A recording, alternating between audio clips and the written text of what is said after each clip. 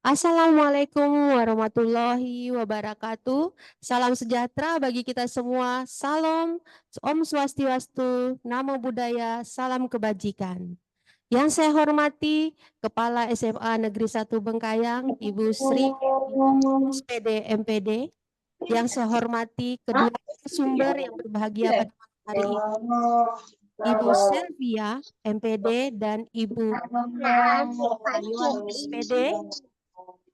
Fasilitator calon guru penggerak Angkatan 10 Bapak Irwan Wahyudi, SPD, serta Bapak Ibu yang berbahagia yang hadir di ruang virtual pada malam hari ini, baik dari jenjang SD, SMP, SMA, SMK, yang ada di Kabupaten Bengkayang maupun di kabupaten lain. Selamat datang dan selamat bergabung di ruang virtual webinar yang diadakan oleh Komunitas Belajar AKI, Aktif, Kreatif, Inovatif, SMA Negeri 1 Bengkayang. Sebelum memulai acara pada hari ini, saya akan membacakan susunan acara. Yang pertama, pembukaan oleh moderator, doa, moderator. Yang ketiga, kata sambutan dari Ibu Kepala Sekolah SMA Negeri 1 Bengkayang sekaligus sebagai pembina dari komunitas belajar AKI SMA Negeri 1 Bengkayang. Yang keempat, pemaparan materi dari kedua narasumber yang kita pada malam hari ini. Kelima, sesi tanya jawab. Keenam, doa penutup.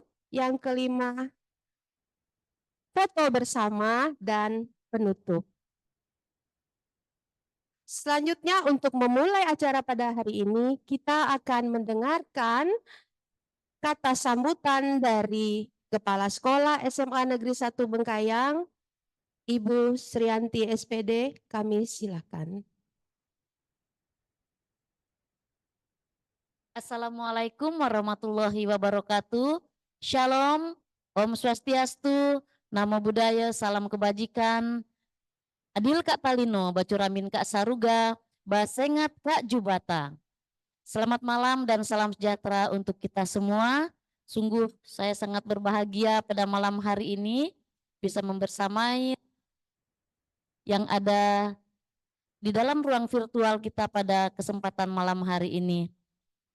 Pak dulu yang saya hormati, fasilitator calon guru penggerak angkatan ke-10, Bapak Irwan Wahyudi yang sudah bergabung bersama-sama dengan kita pada malam hari ini.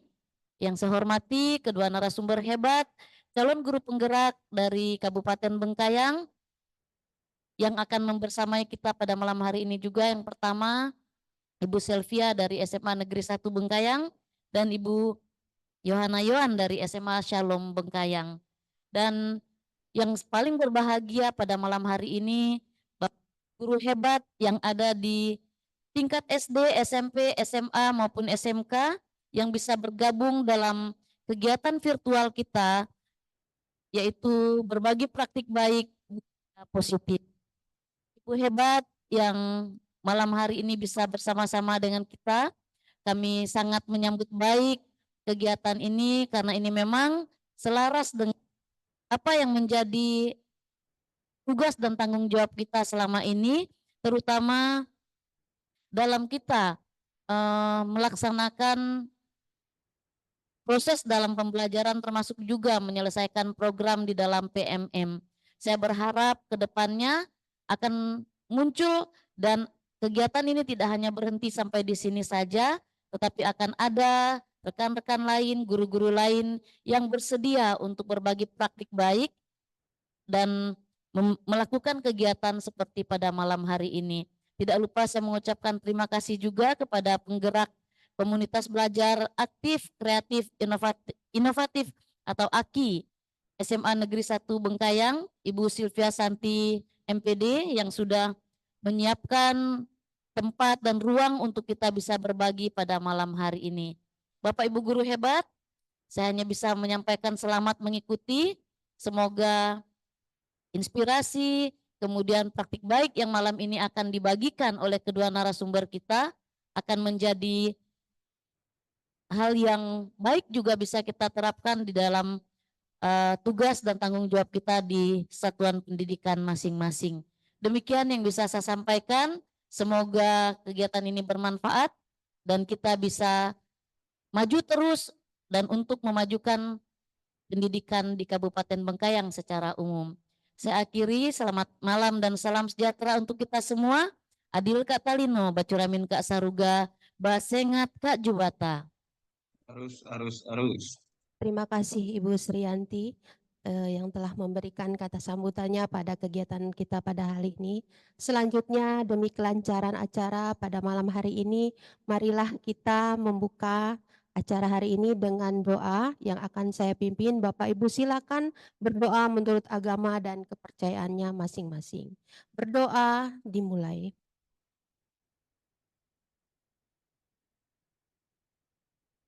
Berdoa selesai.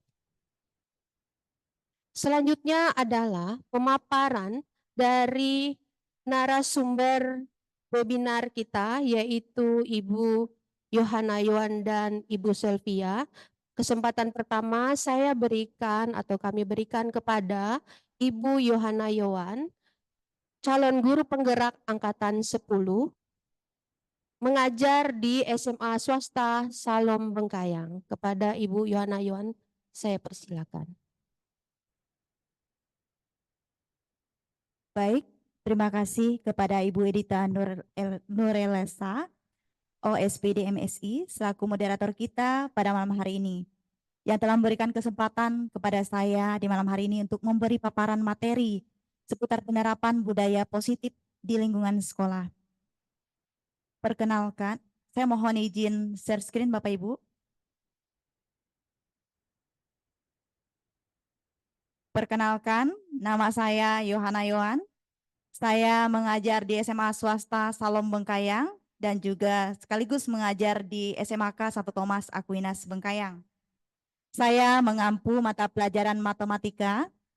Pengalaman pengembangan diri saya mengenai disiplin positif, yaitu mengikuti pelatihan mandiri di PMM dengan topik disiplin positif dan bersertifikat, dan juga mengikuti webinar yang diselenggarakan oleh komunitas belajar SMA Santo Ignatius Singkawang. Mengapa hal ini penting Bapak Ibu? Karena kita sebagai seorang guru menjadi contoh dan teladan bagi peserta didik kita. Sebelumnya saya juga mengucapkan terima kasih kepada Bapak Ibu yang hadir dalam webinar ini. Kami mohon maaf apabila ada kekurangan dari kami. Di sini kami tidak bermaksud menggurui Bapak Ibu. Kami hanya berbagi dengan Bapak Ibu agar ilmu yang didapat ini bisa disalurkan kepada anak didik kita sebagai penerus bangsa kita. Budaya positif merupakan hal yang penting untuk diwujudkan. Budaya positif ini akan menimbulkan rasa aman dan nyaman pada murid dalam proses pembelajaran. Budaya positif juga dapat mendorong peserta didik untuk mampu berpikir, bertindak, dan mencipta sebagai proses memerdekakan dirinya, sehingga peserta didik lebih mandiri dan bertanggung jawab. Namun, dalam praktiknya, mewujudkan budaya positif di sekolah tidaklah mudah, Bapak Ibu. Masih banyak terjadi bullying, kekerasan, dan intoleransi. Hal ini disebabkan oleh beberapa faktor seperti kurangnya pemahaman guru dan peserta didik tentang budaya positif. Konsep inti budaya positif ada 8, yaitu perubahan paradigma belajar, disiplin positif, nilai-nilai kebajikan, kebutuhan dasar manusia, motivasi perilaku manusia, posisi kontrol guru, keyakinan kelas, dan segitiga restitusi. Contoh konsep inti budaya positif. Next. Perubahan paradigma belajar. Yang pertama, dari berfokus pada guru menjadi berfokus pada peserta didik. Yang kedua, dari berfokus pada pengetahuan menjadi berfokus pada keterampilan. Yang ketiga, dari berfokus pada pembelajaran pasif menjadi pembelajaran aktif. Yang keempat, dari berfokus pada pembelajaran individual menjadi pembelajaran kolaboratif. Dan yang terakhir, dari berfokus pada pembelajaran di kelas menjadi pembelajaran di mana saja dan kapan saja. Next. Contoh disiplin positif, mengembangkan dan menerapkan kebijakan disiplin positif yang jelas dan konsisten, menciptakan ruang kelas yang mendukung dan kondusif, memberikan peserta didik kesempatan untuk terlibat dalam pengambilan keputusan, mengakui dan menghargai perilaku positif, membangun hubungan positif antara peserta didik, guru, dan orang tua murid.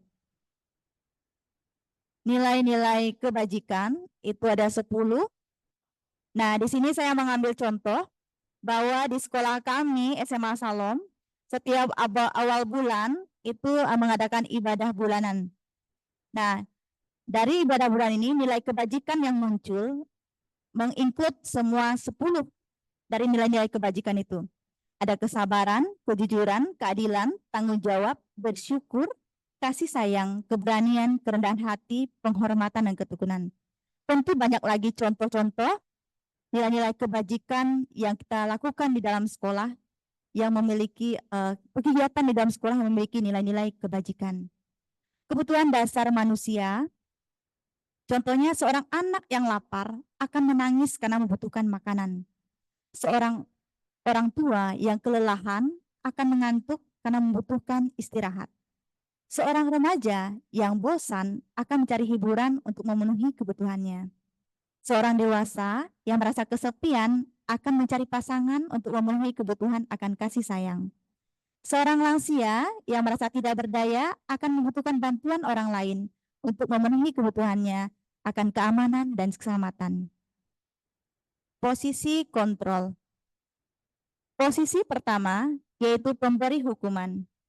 Seorang penghukum bisa menggunakan hukuman fisik maupun verbal. Nada suara tinggi, bahasa tubuh mata melotot, dan jari menunjuk-nunjuk serta menghardik. Contoh bahasa yang sering diungkapkan, kamu salah terus, selalu, pasti kamu yang terakhir. Hasilnya apa Bapak Ibu? Kemungkinan murid marah atau bersifat agresif. Bisa jadi sesudah kembali duduk, murid tersebut akan mencoret-coret buku atau meja. Bahkan lebih buruk lagi sepulang sekolah, ketika murid melihat kendaraan Bapak Ibu guru, akan menggores kendaraan tersebut dengan paku. Berikutnya pembuat rasa bersalah, suara lebih lembut, menggunakan keheningan yang membuat orang lain merasa tidak nyaman, bersalah dan rendah diri. Kalimat yang sering diucapkan, ibu sangat kecewa kepada kamu. Berapa kali ya Bapak harus memberitahu kamu? Hasil yang diperoleh, murid akan merasa bersalah. Kadang sikap ini lebih berbahaya daripada sikap menghukum. Murid tertekan, seperti inilah yang tiba-tiba bisa meletus amarahnya dan bisa menyakiti dirinya atau orang lain. Posisi kontrol yang sebagai teman, yang ketiga sebagai teman, nada suara akrab, ramah dan bercanda. Bahasa tubuh merapat pada murid, mata dan senyum jenaka. Kalimat yang sering diucapkan, ayo belajar demi ibu. Ya sudah, kali ini tidak apa-apa ibu maafkan dan bantu bereskan ya. Hasilnya, murid akan merasa senang dan akrab dengan guru. Ada dampak positif dan negatif. Dampak negatif, murid jadi tergantung pada guru. Murid hanya mau berbuat sesuatu apabila disuruh oleh guru tersebut. Dan belum tentu berlaku kepada guru yang lain. Posisi kontrol yang keempat, pemantau. Nada suara datar, bahasa tubuh yang formal. Kalimat yang sering diucapkan, peraturannya apa? Apa yang telah kamu lakukan? Hasilnya, murid memahami konsekuensi yang harus dijalankan. Namun tetap murid dibuat tidak nyaman. Berikutnya posisi terakhir manajer. Nada suara tulus, tidak ada marah dan meninggikan suara. Bahasa tubuh juga tidak kaku dan mendekat pada murid. Pada posisi kontrol ini kalimat yang sering digunakan, apa yang kita yakini? Apa rencana kamu untuk memperbaiki ini? Pada posisi manajer, guru akan mengembalikan tanggung jawab pada murid untuk mencari jalan keluar permasalahannya. Tentu dengan bimbingan guru. Next. Motivasi perilaku manusia. Yang pertama menghindari rasa sakit atau hukuman. Kedua menginginkan hadiah dan pujian. Yang ketiga menghargai dirinya sendiri. Next. Keyakinan kelas. Semua anggota kelas diberlakukan dengan hormat, bertanggung jawab atas tindakan mereka, bekerja sama untuk mencapai tujuan bersama, saling mendukung dan membantu, belajar dengan giat dan tekun. Next. Segitiga restitusi. Dalam segitiga restitusi ini ada 3 sisi Bapak Ibu. Ada menstabilkan identitas, terus sisi validasi tindakan yang salah, menanyakan keyakinan. Tipsnya untuk menerapkan segitiga restitusi ini, yang pertama, dengarkan secara empati. Cobalah untuk memahami sudut pandang orang yang berbuat salah. Yang kedua, jangan menghakimi. Fokuslah pada perilaku, bukan orangnya. Yang ketiga, berikan kesempatan untuk memperbaiki kesalahan.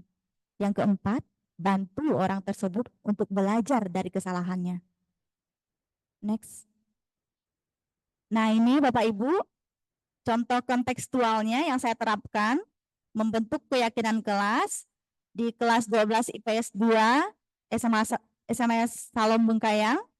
Yang pertama, kami mempersiapkan peserta didik yang untuk mencurahkan pendapat tentang keyakinan kelas yang perlu disepakati. Yang kedua, saya mempersilakan peserta didik mencatat pendapatnya di papan tulis. Ketiga, mengganti kalimat dalam bentuk negatif menjadi positif. Setelah keyakinan kelas dibuat, mempersilakan ketua kelas, sekretaris, wali kelas mendatangi serta ditempel di dinding kelas. Keyakinan kelas di kelas saya, yang pertama itu adalah bekerja dengan giat dan tanggung jawab. Yang kedua, hormat, menghormati semua orang dan barang milik orang lain. Yang ketiga, merasa diterima dan dimiliki. Puji Tuhan, dengan adanya keyakinan kelas ini, setiap pembelajaran yang melakukan pelanggaran, saya tunjukkan keyakinan kelas di dinding yang dari tempelkan, jadi mereka bisa merestitusikan diri sendiri, menyadari kesalahannya. Nah, adanya keyakinan kelas ini di setiap kelas diharapkan dapat mewujudkan tujuan pendidikan yang berorientasi pada profil pelajar Pancasila. Next. Ini ada dokumentasi kegiatan segitiga restitusi yang saya lakukan kepada 2 murid saya yang memiliki kasus yang berbeda. Yang pertama itu adalah kasus seorang anak yang merasa dituduh mencontek saat asesmen sumatif dan karena merasa tidak melakukannya terjadi adu mulut dan menjadi keributan dalam kelas. Nah, setelah saya panggil dari hasil restitusinya, anak ini menyadari kesalahannya dan dia mencari solusi, akan terus bersabar dan menghadapi masalah dan menghargai teman-teman di kelas. Apabila ada asesmen atau kegiatan asesmen, dia akan berperilaku seperti orang tidak mencontek atau tidak berperilaku seperti orang yang tidak mencontek dan juga belajar sungguh-sungguh. Yang kedua, kasus ini anak ini sering terlambat dan tinggal bersama orang, ya, bersama orang lain untuk dibiayai sekolahnya.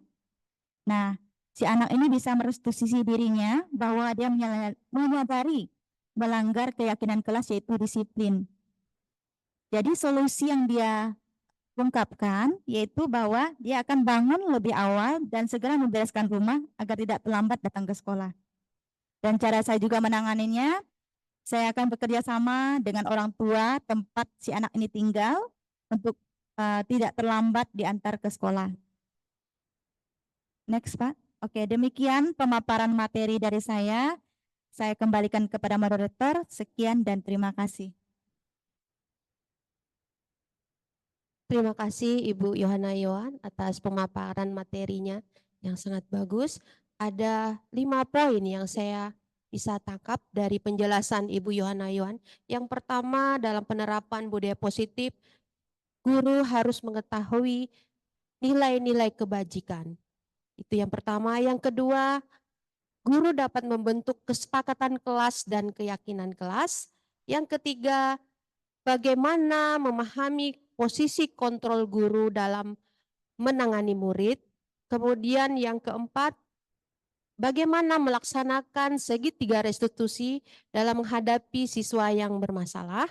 Kemudian yang kelima, guru harus mengetahui atau mencari tahu latar belakang murid dalam menerapkan budaya positif ini. Selanjutnya, Bapak Ibu yang berbahagia, kita akan lanjutkan kepada narasumber kedua yang akan memaparkan materinya pada malam hari ini. Beliau bernama Ibu Selvia MPD, calon guru penggerak angkatan 10 dari SMA Negeri 1 Bengkayang. Kepada Ibu Selvia, kami persilakan. Terima kasih Ibu Moderator yang memberikan kesempatan kepada saya. Selamat malam Bapak Ibu sekalian. Assalamualaikum warahmatullahi wabarakatuh. Terima kasih atas kehadiran Bapak Ibu di sini. Saya sangat senang bisa berbagi pengalaman dan pengetahuan saya tentang penerapan budaya positif di sekolah. Sebagai pendidik, kita semua memahami betapa pentingnya membangun budaya positif di sekolah. Saya akan memaparkan bagaimana budaya positif yang saya terapkan, hasilnya bagaimana, dan saran praktis untuk bisa Bapak Ibu terapkan atau implementasikan. Nah, judul dari presentasi saya adalah mewujudkan budaya positif di sekolah. Next. Nah, latar belakang di sini saya mengambil ungkapan tentang sekolah, siswa, dan guru oleh Ki Hajar Dewantara.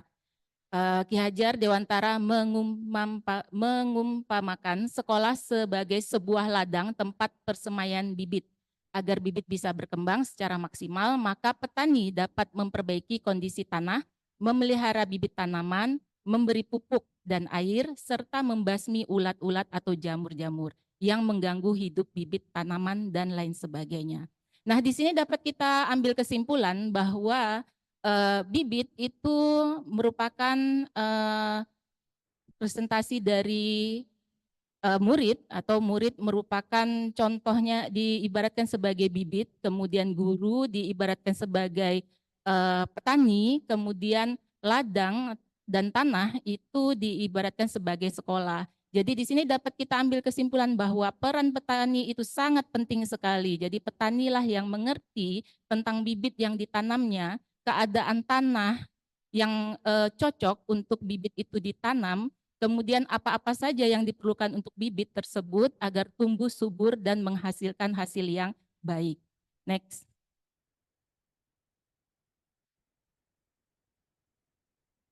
Nah, latar belakang budaya positif, karena saya menyampaikan tentang budaya positif, nah budaya positif itu apa gitu? Yaitu merupakan perwujudan dari nilai-nilai kebajikan atau keyakinan universal yang diterapkan di sekolah.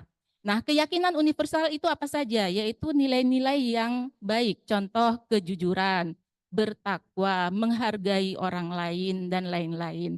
Nah, kita mengharapkan siswa-siswa kita, anak-anak kita itu mempunyai nilai-nilai keyakinan universal tersebut. Tapi kenyataannya kita akan menemukan beberapa anak yang malas belajar, tidak peduli, terlambat terus ke sekolah, tidur terus di kelas. Nah, jadi sering guru merasa berkewajiban untuk mengontrol perilaku siswa agar memiliki perilaku yang sesuai yang diharapkan. Dalam perwujudannya, guru sering memberikan hukuman kepada siswa yang melakukan kesalahan dan memberikan imbalan atau penghargaan kepada siswa jika dia melakukan perbuatan baik. Next. Nah, ada tantangan yang saya pikir untuk menerapkan budaya positif di sekolah, yaitu resistensi, kekurangan sumber daya, kemudian perbedaan budaya, kemudian monitoring dan evaluasi. Next. Nah, jam 9 selesai. yang bisa kita hadapi untuk yang pertama adalah resistensi. Resistensi terhadap perubahan ini maksudnya adalah keengganan guru atau siswa atau staf di sekolah, keengganan untuk melakukan perubahan. Dia masih berpikir dengan metode lama atau cara-cara guru dahulu memperlakukan dia, itu juga baik diterapkan untuk anak-anak sekarang. Nah, solusi untuk kepala sekolah atau warga sekolah adalah mengadakan pelatihan atau workshop untuk menjelaskan manfaat budaya positif. Nah, karena di sini dunia ini berubah ya. Jadi kita perlu berubah juga pola kita, cara kita memandang murid, cara kita mengajar, memberikan pembelajaran, cara menangani kasus-kasus siswa itu juga kita harus berubah. Kemudian kekurangan sumber daya, bagaimana solusinya? Yaitu kalau dia tentang waktu, nah kita harus bisa mengatur waktu karena lumayan juga ya untuk mengatasi masalah siswa kita harus berdiskusi dulu. Jika di dalam kelas kita sebagai wali kelas ada 10 orang anak atau separuh dari kelas itu bermasalah, tentu kita perlu banyak waktu untuk menyelesaikan berdiskusi terhadap mereka. Kemudian jika kekurangan masalah keuangan atau dana, nah kita pelajari bagian-bagian mana yang bisa untuk kita gunakan anggaran tersebut dan kita pelajari mana-mana pelaporan yang bisa diterima untuk kegiatan-kegiatan. Selain itu bisa dipikirkan untuk contoh ya, kita mau menerapkan budaya positif membawa bekal dari rumah. Nah ini kita pikirkan cara minim dana ya, minim dana contohnya adalah mengadakan sarapan bersama gitu. Jadi siswa membawa makanan atau bekal makannya, sarapannya dulu yang kita galakkan di sini untuk makan bersama-sama di lapangan ya, di lapangan bersama guru, bersama staf di sekolah. Kemudian perbedaan budaya. Nah, di sini bisa pada saat upacara bendera pembina bisa menyampaikan, menanamkan rasa toleransi, menghargai perbedaan. Karena beda istilahnya beda lubuk, beda ikannya. Jadi ada berbagai macam budaya yang mungkin bahasanya tinggi tapi sebenarnya dia tidak marah. Tapi bagi yang biasa mendengarkan dengan kata yang lemah lembut itu menganggap itu suatu hardikan atau marah. Nah, jadi harus bisa memahami ya perbedaan atau mengenal berbagai macam budaya. Yang keempat ini sangat penting, monitoring evaluasi yang kurang. Ini yang sering saya merasakan ya, adalah komunikasi antara guru wali kelas dengan guru mapel ataupun komunikasi antara wali kelas dengan kepala sekolah, yaitu berkaitan dengan siswa. Jadi sering kita merasa kita tidak tahu apa yang terjadi dengan anak murid kita di kelas kita, tiba-tiba pada saat bagi rapot baru ketahuan bahwa anak ini bermasalah di pelajaran A atau pelajaran B. Jadi perlu sekali kita harus mengevaluasi apa yang terjadi ketidakharmonisan tersebut. Jadi solusinya kita mengumpulkan umpan balik dari siswa, guru, dan orang tua untuk penilaian yang lebih menyeluruh. Next. Nah, ini adalah langkah-langkah pribadi guru untuk menghadapi tantangan-tantangan untuk mewujudkan budaya positif di sekolah. Jadi ada 3 macam. Yang pertama adalah mulailah dari diri sendiri, kemudian yang kedua adalah menciptakan lingkungan yang mendukung budaya positif, yang ketiga adalah melakukan kolaborasi antara sekolah dengan orang tua murid. Oke, yang pertama, guru harus memiliki, mulailah dari diri sendiri, jadi guru harus memiliki 5 nilai, yaitu berpihak pada murid, guru harus punya ada rasa mandiri, reflektif, kolaboratif, dan inovatif. Next. Untuk menciptakan lingkungan yang mendukung budaya positif, nah guru harus memiliki kemampuan untuk mewujudkan budaya positif ini dengan menerapkan konsep-konsep inti seperti disiplin positif, memahami motivasi perilaku manusia, kemudian posisi kontrol guru, pembuat keyakinan sekolah atau pembuat keyakinan kelas, kemudian penerapan segitiga restitusi. Next. Nah, hal-hal tersebut sudah disampaikan, beberapa sudah disampaikan oleh narasumber pertama, maka saya akan menambahkan sedikit saja. Yang pertama, disiplin positif. Nah, disiplin positif ini diarahkan muncul kedisiplinan ini atau mentaati peraturan itu munculnya harus dari dalam diri siswa itu sendiri, bukan karena orang lain atau karena menghindari hukuman. Lanjut.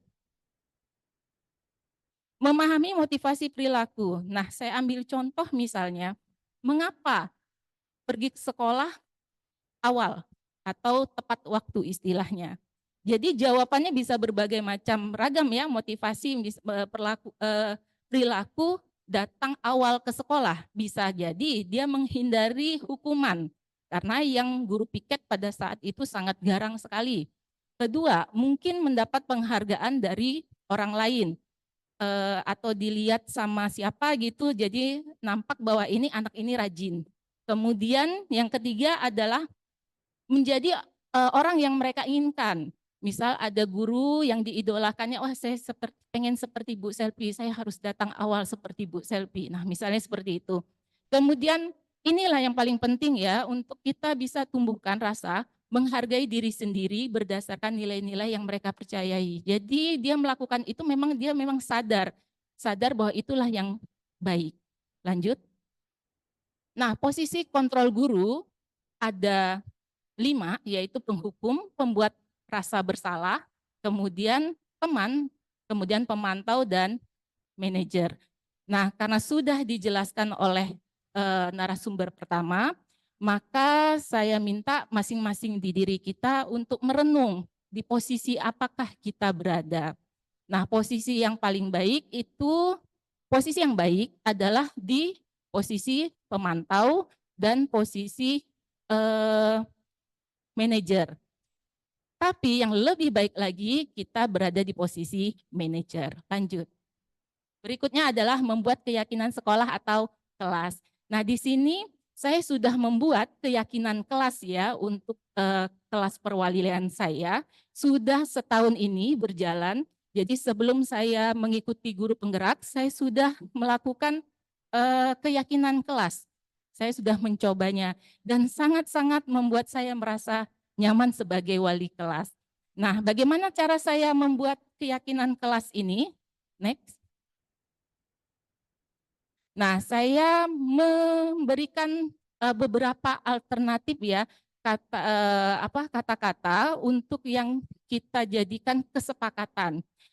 Kesepakatan ini dibuat itu untuk membuat siswa itu merasa nyaman, aman, tentram berada di dalam kelas. Dan mereka masing-masing memberikan pendapat mereka, misalnya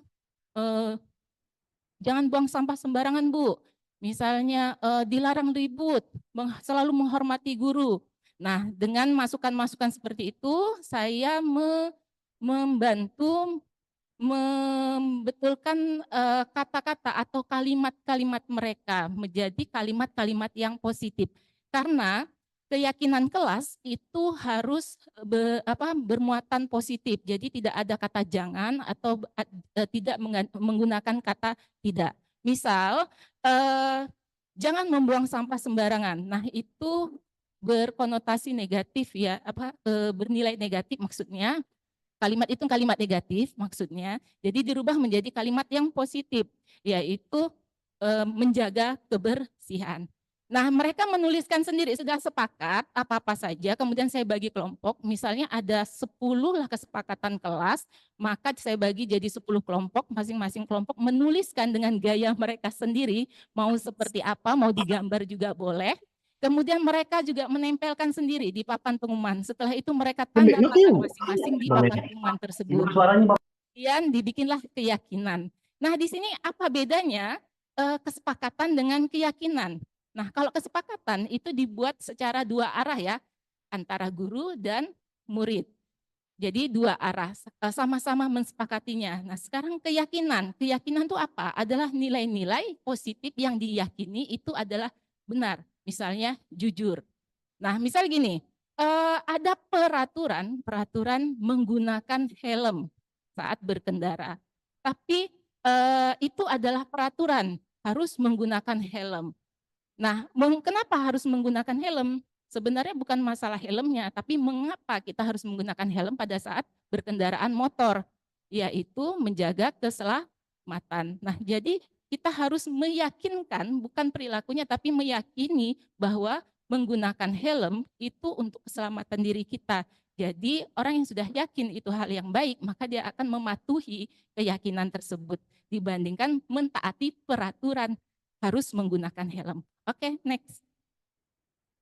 Nah, keyakinan kelas itu tidak semerta mutlak seperti itu ya. Jadi kita harus revisi juga. Jadi kalau kita lihat ada hal-hal yang kayaknya kurang cocok, jadi di situ ada satu yang kurang cocok maka diganti. Kebetulan sebelumnya saya tidak menyinggung masalah penggunaan HP, maka saya minta siswa menuliskan bikin kesepakatan baru tentang HP. Di situ diganti dengan gunakanlah HP di kelas sebagai media pembelajaran dan penggunaannya dipantau oleh guru. Dan memang alhamdulillah anak-anaknya selama ini jujur ya dengan saya, karena ada aturan di sekolah kami tidak boleh menggunakan HP kecuali dipantau oleh guru. Jadi kalau ada suatu kegiatan, mereka selalu izin ke saya, Bu boleh enggak bawa HP? Jadi untuk ini Bu, untuk ini Bu. Oh iya, mereka juga memanggil saya bukan Ibu, tapi memanggil saya Umi. Saya juga kurang tahu. Tapi saya biarkan saja mungkin untuk biar lebih mendekatkan, menguatkan ikatan. Next. Nah, penerapan segitiga restitusi. Di sini sangat-sangat sudah dijelaskan oleh narasumber pertama bagaimana dia menyelesaikan kasus-kasus menggunakan segitiga restitusi. Namanya segitiga, jadi ada 3 hal ya. Ada 3 hal, lanjut. Nah, hal yang pertama menstabilkan identitas, kemudian validasi tindakan yang salah, kemudian menanyakan keyakinan. Nah, kalau kita pada posisi manajer, kita harus menyelesaikan permasalahan atau kasus siswa menggunakan segitiga restitusi. Menstabilkan identitas, validasi tindakan yang salah, menanyakan keyakinan. Jadi kalau anak yang salah, misalnya terlambat datang ke sekolah, jangan bilang, kamu nih sering terlambat, sini kamu pungut sampah. Tidak seperti itu. Jadi kita tanyakan dulu perasaannya, kemudian yakinkan bahwa dia semua orang itu manusia itu pasti berbuat salah gitu. Jadi jangan biarkan dia merasa dia yang paling bersalah di sekolah. Kemudian yang ketiga, mengapa dia terlambat ke sekolah. Nah, jadi ditanyakan mengapa dia melakukan hal seperti itu.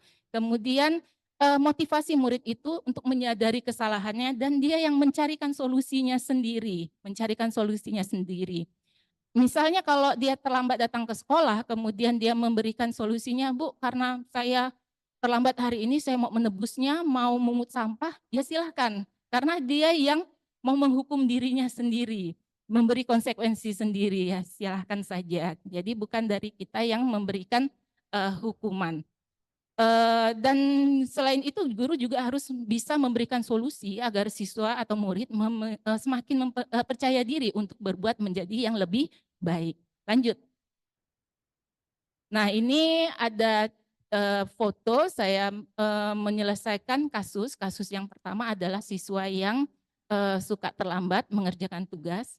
Kemudian yang di bawah, yang cewek itu menyelesaikan kasus tentang dia menukarkan uang yang besar dengan uang pecahan yang lebih kecil di tas kawan yang menjadi bendahara tanpa seizinnya. Jadi enggak bilang-bilang langsung tukar aja. Nah, itu kan tidak baik ya. Jadi saya pun menyatakan ke dia, kesepakatan kelas apa ya, keyakinan kelas apa yang kamu langgar? Lalu dia bilang, menghormati orang lain, Bu. Oke, next. Yang ketiga ini sangat penting sekali, bahwa ada koordinasi antara pihak sekolah dengan orang tua. Jadi harus ada imbangnya ya. Kalau di sekolah guru menyelesaikan masalah siswa yang bermasalah dengan menjadikan posisi guru sebagai manajer, lalu di rumah orang tuanya posisi menghukum, nah itu kan tidak sinkron namanya, tidak matching namanya. Jadi siswa bukan malah menjadi baik, malah menjadi makin tidak teratur. Jadi kita harus bisa bekerja sama, berkolaborasi bagaimana menangani seorang siswa itu di sekolah dan di rumah juga sama. Next. Nah, ini refleksi atau dampak yang saya rasakan karena saya sudah bilang tadi saya sudah melakukan keyakinan kelas ya. Jadi dampak pada siswanya, siswa lebih disiplin, absensi aman, lebih santun, meningkatkan motivasi dan semangat sekali belajarnya. Kemudian dampak kepada saya adalah saya lebih tenang. Jadi selama saya mengajar, saya jadi wali kelas, baru kali ini saya merasa sangat tenang menjadi wali kelas. Mempunyai ikatan yang kuat. Seperti saya katakan tadi, anak-anak langsung memutuskan, Bu, kami panggil Umi ya Bu ya, katanya. Oh iya, saya pun mempersilahkan. Kemudian terjalin komunikasi yang baik dengan orang tua siswa. Nah, pada dampaknya pada sekolah, menciptakan lingkungan sekolah yang aman, nyaman, dan menyenangkan. Lanjut. Next.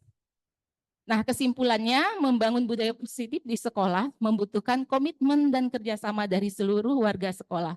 Sebagai guru, kita memiliki peran penting untuk menjadi teladan dan menggerakkan perubahan menuju lingkungan belajar yang aman, nyaman, dan kondusif bagi tumbuh kembangnya murid.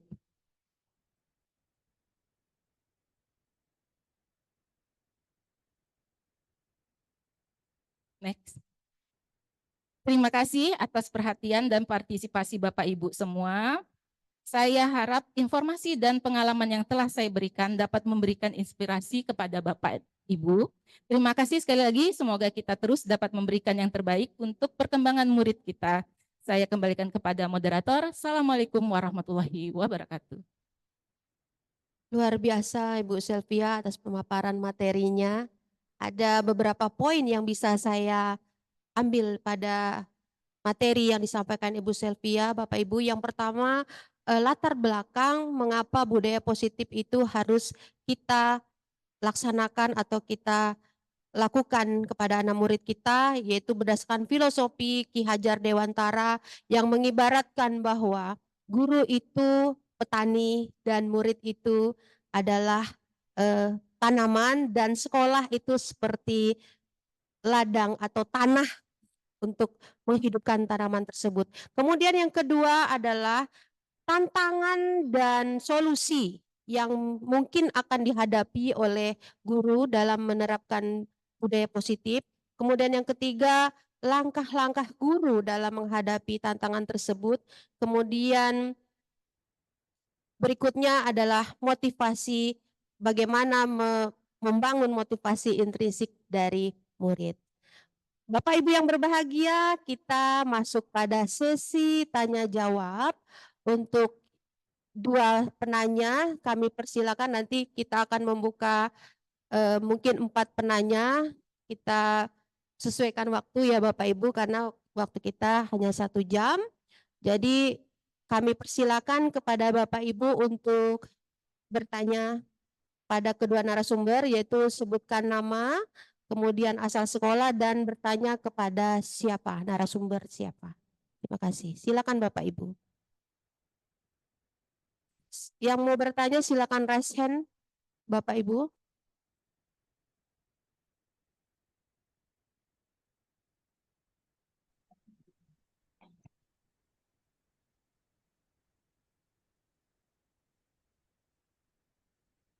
Silakan kepada Ibu Benedikta Deta.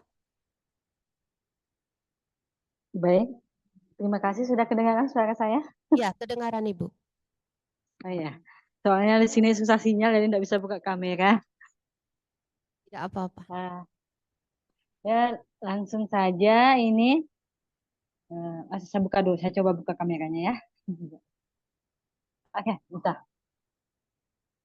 Langsung saja ini pertanyaan, saya mau bertanya untuk narasumber yang pertama dulu ya, Bu Yohan. Untuk Bu Yohan, ini tentang keyakinan kelas. Mungkin bisa sama juga, nanti Bu Selvi juga bisa Suaranya menjawabnya. Bu, tolong dikeraskan sedikit. Ya. Tentang keyakinan kelas ini tadi, budaya positif yang ada kaitannya dengan keyakinan kelas. Nah, saya juga kan calon guru penggerak angkatan 10 juga. Di sini kemarin saya juga dapat pertanyaan, karena keyakinan kelas ini sepertinya baru juga banyak yang baru mendengar gitu kan. Mereka bertanya, apakah harus membuat keyakinan kelas untuk menerapkan budaya positif? Apakah kalau seandainya tidak ada keyakinan kelas, budaya positif itu tetap bisa kita laksanakan? Itu tadi pertanyaannya. Apakah keyakinan kelas harus kita buat untuk mewujudkan budaya positif? Atau kita juga budaya positif itu bisa tetap kita laksanakan walau tidak dibuatnya keyakinan kelas? Itu pertanyaannya. Terima kasih. Baik, terima kasih Ibu Benedikta. Saya akan persilakan langsung kepada Ibu Yohana Yohan untuk menjawab pertanyaan Ibu Benedikta bahwa apakah budaya positif itu harus menerapkan keyakinan kelas katanya. Atau kalau tidak menerapkan keyakinan kelas, apakah kita berarti tidak melaksanakan budaya positif? Begitu pertanyaannya. Silakan Ibu. Oke, terima kasih kepada Ibu Benedikta Deta atas pertanyaannya. Oke, saya akan jawab bahwa pada dasarnya keyakinan budaya positif tadi ada paradigma perubahan, ya ada perilaku motivasi, 3 motivasi perilaku manusia, terus ada nilai-nilai kebajikan, dan juga ada posisi kontrol dan segitiga restitusi. Pasti ya keyakinan kelas itu dapat menumbuhkan budaya positif, menumbuhkan budaya positif. Karena dalam keyakinan kelas itu adalah keyakinan yang dibuat oleh semua peserta didik untuk menumbuhkan nilai-nilai kebajikan yang ada pada dirinya. Jadi dia mempercayai bahwa dengan adanya keyakinan kelas, dia akan bersifat seperti berperilaku, seperti menerapkan budaya positif yang ada di dalam kelasnya. Jadi keyakinan kelas itu kita terapkan di dalam kelas seperti yang disampaikan oleh narasumber kedua tadi, dapat membuat NASA itu aman dan nyaman pada siswa dalam proses pembelajaran. Jadi siswa ini dengan menerapkan budaya positif jadi lebih percaya diri untuk bertindak, berpikir dan mencipta sebagai insan yang memerdekakan dirinya untuk menyongsong sebagai profil pelajar Pancasila. Demikian Bu yang saya sampaikan. Terima kasih. Terima kasih Ibu Yohan. Bagaimana Ibu Benedikta atas tanggapan Ibu Yohan? Ada yang ingin disampaikan kembali? Oke, terima kasih Ibu. Selanjutnya saya beri kesempatan kepada Bapak Ronald Elisa untuk menyampaikan pertanyaannya. Silakan Pak Ronald.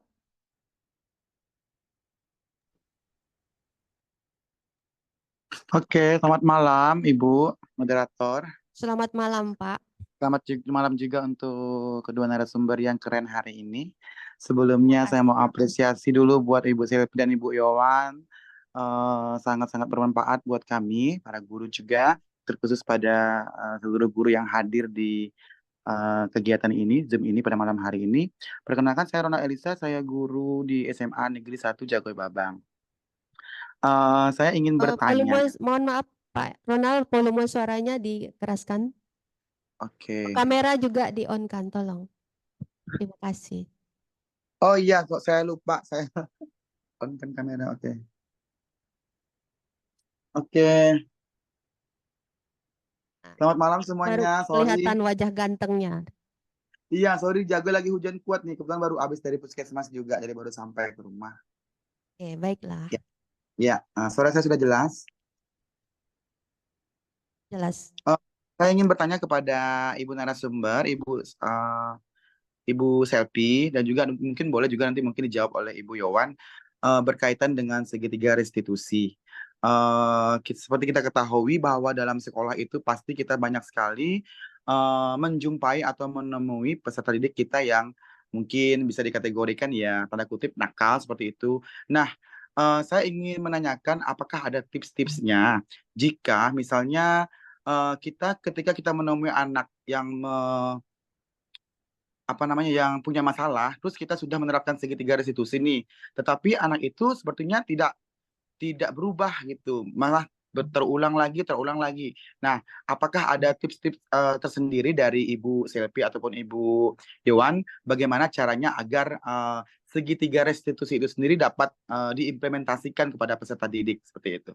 Itu aja pertanyaan saya. Terima kasih. Selamat malam semuanya. Terima kasih Pak Ronald atas pertanyaannya, bagus sekali. Ibu Selvia, ini Pak Ronald bertanya bagaimana supaya segitiga restitusi itu manjur lah gitu. Saya bisa simpulkan begitu ya Pak. Silakan Ibu. Seperti itulah kira-kira. Iya. Terima kasih Bu Moderator. Terima kasih juga Pak Ronald atas pertanyaannya. Wah, keren pertanyaannya Pak. Saya tahu Pak Ronald ini sangat sibuk sekali, tapi dia menyempatkan diri untuk nonton webinar ini dan memberikan pertanyaan. Jadi nanti pertanyaannya juga bisa nanti Bu Yohan untuk bisa menjawab. Kalau tidak salah pertanyaannya tentang bagaimana menangani siswa jika kita sudah melakukan segitiga restitusi, tapi dia masih mengulang kesalahan yang sama. Nah, disinilah kita sebagai petani yang harus sangat sabar, sangat sabar. Selain memberikan pupuk, kita juga harus menyingkirkan jamur-jamur dan ulat-ulat. Jadi anak ini bukan satu gangguannya, pasti banyak gangguannya. Nah, mungkin pada saat kita melakukan segitiga restitusi, kita hanya fokus terhadap satu gangguan yang membuat siswa tersebut bertindak tidak sesuai dengan aturan. Jadi makanya dia selalu kembali lagi melakukan hal yang sama. Jadi tidak di sini kita tidak henti-hentinya lah, tidak henti-hentinya kita selalu berusaha untuk melakukan segitiga restitusi. Jadi kita harus tuntas untuk memberikan pertanyaan. Yang apa sih namanya? Yang ketiga itu yang terpenting, yaitu menstabilkan identitas. Jadi suruh dia mencari solusinya sendiri dari permasalahan dia. Kemudian kita membantu juga memberikan solusi-solusi yang lain. Selain itu juga kita harus bekerja sama dengan orang tuanya, tidak hanya kita sendiri saja. Jadi kita gali juga latar belakangnya.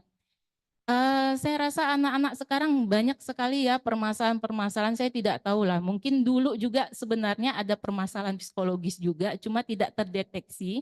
Cuma sekarang kan semakin canggih, adanya psikolog, ada psikiater.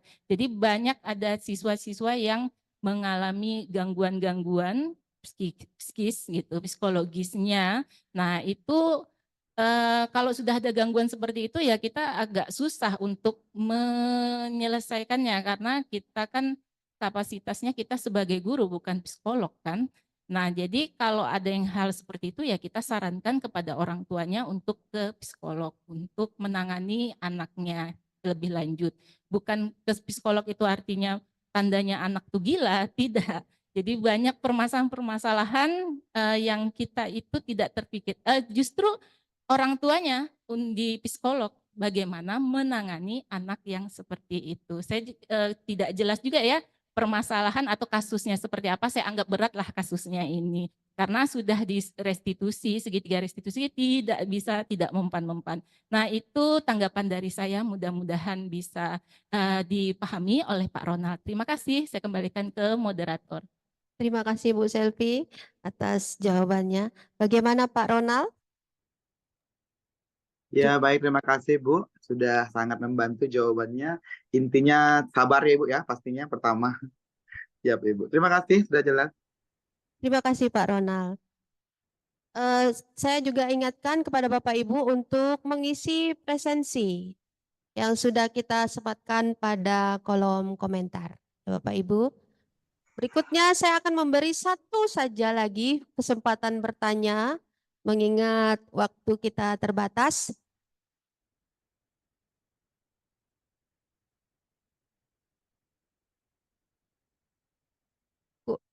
Saya beri kesempatan kepada Ibu Kurniajeng. Silakan Ibu Kurniajeng. Iya, Ibu, selamat malam. Selamat malam Ibu. Cantik Iya, sekali ini. Assalamualaikum warahmatullahi wabarakatuh. Selamat malam Bu Edita, Bu Selvi, dan juga Ibu Iwan. Selamat Terima kasih malam. kesempatannya. Saya Ajeng, guru SMA Negeri 1 Monterado. Jadi untuk kesempatannya saya ingin berdiskusi, mungkin juga sama seperti Pak Ron tadi, boleh dijawab juga oleh Bu Selvi atau ditambahkan lagi dengan Bu Yohan, terkait motivasi murid, yaitu dalam pembelajaran kelompok. Nah, pada saat strategi yang banyak digunakan oleh Bapak Ibu Dewan Guru itu kan juga banyak menggunakan diskusi kelompok, kemudian menyelesaikan proyek, ujian praktik, itu menggunakan strategi berkelompok. pada saat mungkin di pelajaran lain atau pada saat jam sebelumnya, mungkin murid itu mengalami pengalaman yang kurang menyenangkan ketika diskusi kelompok, entah itu karena temannya terlalu dominan atau terlalu pasif, bahkan tidak bertanggung jawab dengan tugasnya, membuat siswa itu kurang menyukai metode berkelompok. Kira-kira bagaimana solusi yang bisa kita lakukan untuk memotivasi siswa untuk tetap bisa menyelesaikan tugas secara berkelompok ataupun individu juga. Seperti itu Bu Selvi dan juga Bu Yohan. Terima kasih. Ya, terima kasih Bu Ajeng, luar biasa. Nah, pertanyaan Bu Ajeng ini kan permasalahan kita yang sering kita jumpai begitu ya. Bagaimana menggali motivasi anak dalam kerja kelompok sehingga mereka bisa menyelesaikan tugas-tugasnya dengan baik. Silakan siapa Ibu Selvia atau Bu Yohan yang mau jawab? Silakan Bu Selvi. Baiklah, saya akan mencoba menjawab pertanyaan dari Bu Ajeng. Aduh, Bu Ajeng, cantik sekali malam ini Bu Ajeng. Saya baru menyadari tadi Pak Ronald, sekarang Bu Ajeng yang bertanya dua ada mantan murid saya ini. Oke, saya akan coba memahami apa yang ditanyakan oleh Bu Ajeng tadi, yaitu intinya adalah siswa yang enggan untuk kerja kelompok. Jadi dia ada masalah untuk kerja kelompok, baik dia di pelajaran maupun misalnya ngambil nilai praktik praktik untuk biasanya nilai praktik itu kan berkelompok. Nah, itu juga dia bermasalah di dalam kelompok tersebut. Nah, kita akan coba menyelesaikannya menggunakan segitiga restitusi. Jadi kita menempatkan posisi kita sebagai manajer ya. Jadi segitiga restitusi, yang pertama menstabilkan identitas, yang kedua validasi tindakan yang salah, yang ketiga tanyakan keyakinan. Nah, untuk menstabilkan identitas, siswa ini kita ajak berbicara secara pribadi terlebih dahulu, buat dia nyaman terlebih dahulu. Biasanya siswa kalau dipanggil, apalagi dipanggil di ruang BK, itu udah rasa gimana dulu dia. Jadi ada rasa ketakutan, defense dulu, dia mempertahankan diri dulu, sudah membentengi diri dulu. Jadi kita buat dia nyaman dulu, anggap aja kita ngobrol-ngobrol biasa dulu gitu. Kemudian apa sih namanya, baru kita tanyakan ya, misalnya saya kata-katanya seperti ini, saya dengar dari guru mapel A bahwa kamu ini tidak bersemangat ya di kelompok gitu. Udah berkali-kali diskusi ganti-ganti kelompok, selalu seperti itu kamu kelakuannya. Tidak ada semangat sekali di dalam kelompok, cenderung pasif. Nah, bisa diceritakan kepada saya apa yang membuatmu merasa tidak nyaman di dalam kelompok. Kemudian kita pun harus, apa yang dijawabnya kita pun menjawab, iya saya ngerti perasaan kamu, iya gitu kan aja gitu dulu. Jadi biar buat dia merasa nyaman untuk menceritakan apa yang ada di dalam hatinya. Kemudian validasi tindakan yang salah. Nah, tanyakan secara spesifik apa yang membuat dia tidak nyaman. Kejar terus pertanyaan-pertanyaan yang mengarah apa sebenarnya yang membuat dia tidak nyaman. Apakah ada sesuatu yang membuat kamu tidak suka, atau ada kawanmu terlalu dominan, sebenarnya kamu tuh mau berbicara juga gitu. Kemudian jelaskan juga bahwa kenapa guru itu memberikan tugas kelompok, kenapa kalian dikelompok-kelompokkan, tentu ada maksud dan tujuannya. Nah, kemudian tanyakan keyakinan. Nah, di sini dia itu berpikir, mengapa dibikin tugas kelompok tersebut? Ada nilai-nilai apa di kelompok tersebut?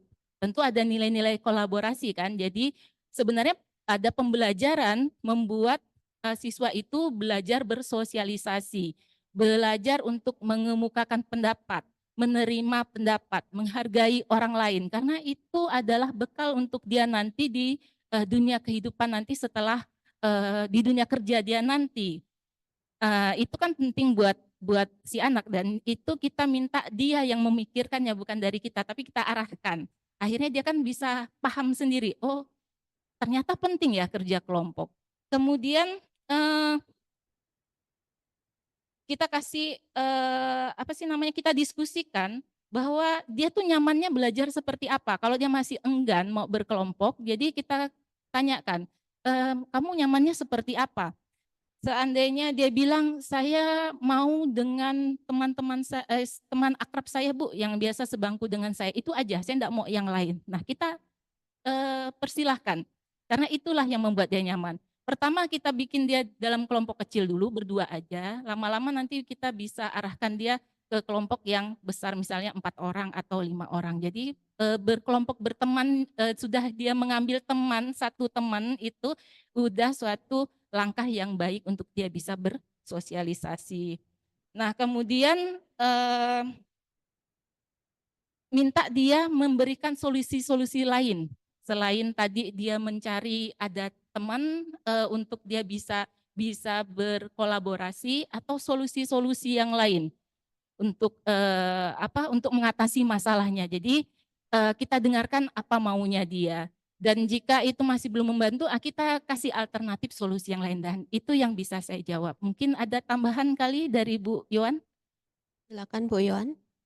Oke, terima kasih Bu. Saya akan menambahkan sedikit pada Ibu Ajeng.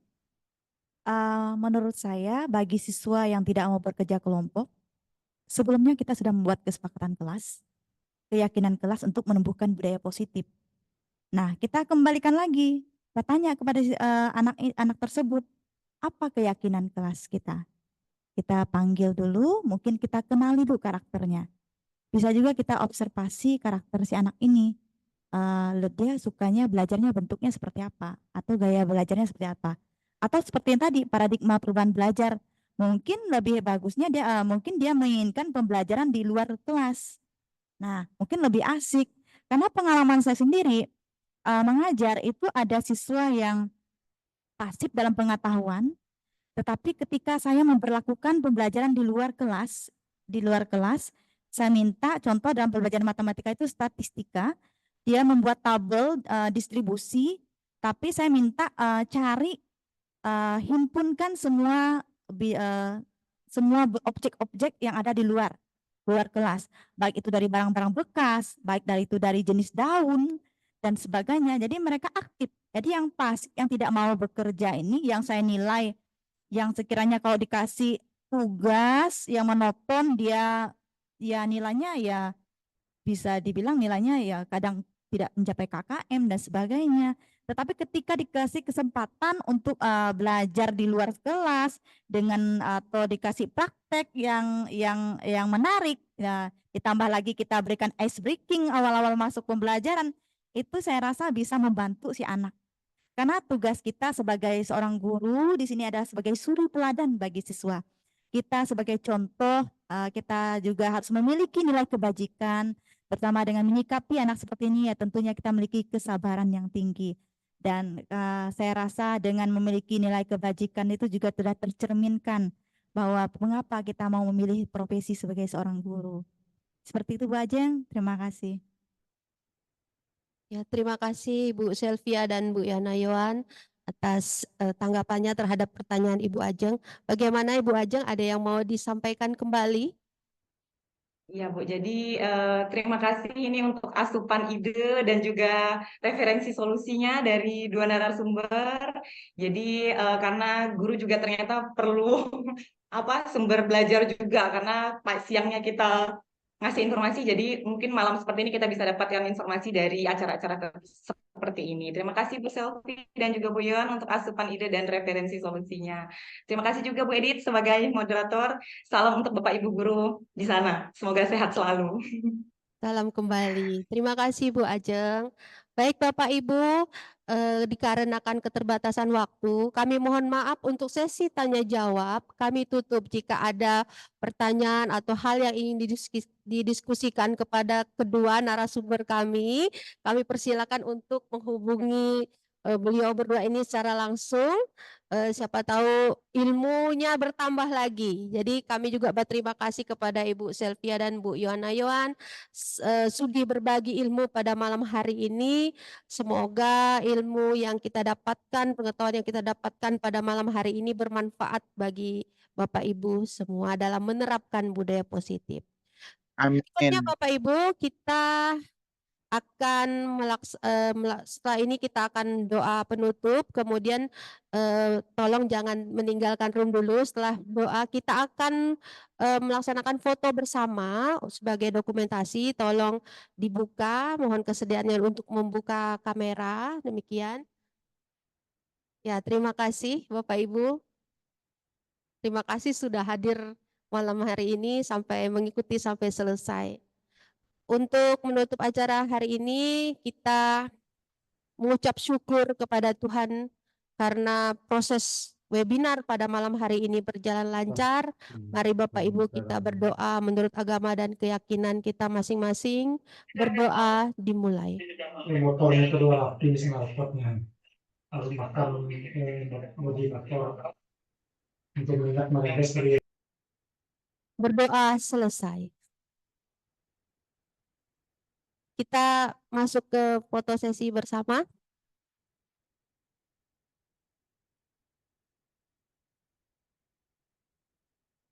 Saya pandu. 1, 2, 3.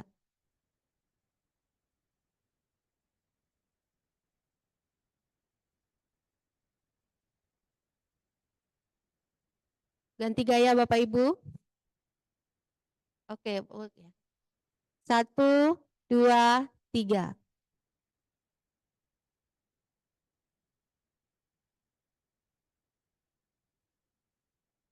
Oke, 1, 2, 3.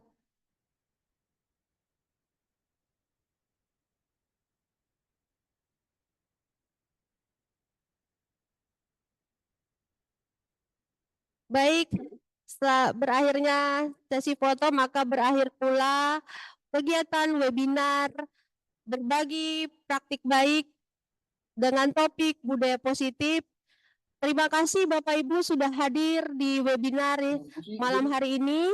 Kami yang bertugas pada hari ini, saya Ibu Dr. Safiati beserta kerabat yang bertugas. Terima kasih Bu Selvia, Bu Yohan sudah menyampaikan materi yang sangat hebat. Semoga bermanfaat bagi kita semua. Terima kasih Bapak Ibu, selamat malam. Mohon maaf atas segala kekurangan. Salam dan bahagia. Jaya, jaya, jaya. lipat mikrofonnya. Hiduplah Indonesia. Selamat malam Bu Emil, Bu Santi. Terima kasih Bu Selvi. Malam Pak Ronald. Undip ya semuanya. Malam Pak Ronald. Selamat malam. Terima kasih Bu